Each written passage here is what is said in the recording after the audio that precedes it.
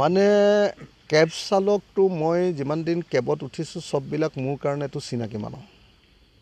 কোনোবা বড়ো মানুহে তাতে কেব চলাইছে, কোনোবা আমাৰ আহোম মানুহে তাতে কেব চলাইছে, ৰাজবংশী ল'ৰাবিলাকে বহুত কেব চলাইছে।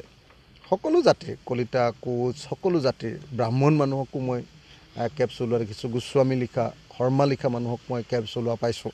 মই যিদিনাই কেবত উঠিছোঁ সদায় পাওঁৱেই। হয়, কেতিয়াবা মুছলমান মানুহকো পাইছোঁ।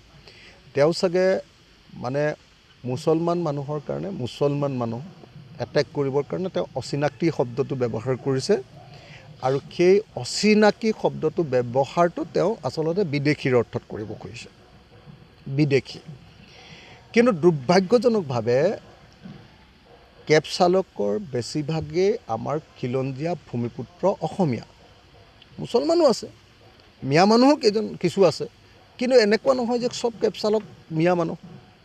তেওঁ মিয়া মানুহক টাৰ্গেট কৰিবলৈ গৈ গোটেই কেব চালকৰ ওপৰত আক্ৰমণ কৰি এইটো বুজাই দিলে যে আমাৰ মুখ্যমন্ত্ৰীজন শ্ৰমজীৱী মানুহৰ প্ৰতি, কাম কৰি খোৱা মানুহৰ প্ৰতি সদয় নহয়। তেওঁ মানে আনৰ ওপৰত দালালি কৰি খোৱা, গুণ্ডাগিৰি কৰি খোৱা আৰু তেওঁৰ নিচিনা চিণ্ডিকেট কৰি খোৱা মানুহবিলাকৰ প্ৰতিহে তেওঁৰ মনোভাৱ ভাল। সেইকাৰণে মই অসমৰ মুখ্যমন্ত্ৰীজনৰ স্বাধীনতা দিৱসত আচলতে এই মানুহজনে অসমৰ মুখ্যমন্ত্ৰী হ'বই নালাগিছিলে। অসমীয়া মানুহৰ কাৰণে দুৰ্ভাগ্য যে আমি এনেকুৱা এজন বিভেদকামী, এনেকুৱা এজন উচ্চাকাংক্ষী, এনেকুৱা এজন নিজৰ স্বাৰ্থৰ কাৰণে মাতৃক বিক্ৰী কৰিব পৰা মানুহক মুখ্যমন্ত্ৰী পাতি দিলোঁ।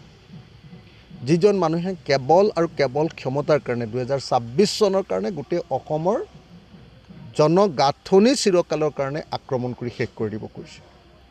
অসমীয়া মানুহৰ মাজত বিহ ঢালি অসমীয়া জাতিটোক তেওঁ শেষ কৰি থৈ যাব খুজিছে। তেওঁ বিহ ঢালিছে দুটা ধৰণে। এটা হ'ল কাম কৰাৰ পৰিৱৰ্তে মানুহক ওপৰতে খাবৰ কাৰণে ব্যৱস্থা কৰি দিয়া। 2 নম্বৰ, জাতি আৰু জাতিৰ মাজত কাজিয়া লগোৱা, সাম্প্ৰদায়িক সংঘাত আৰু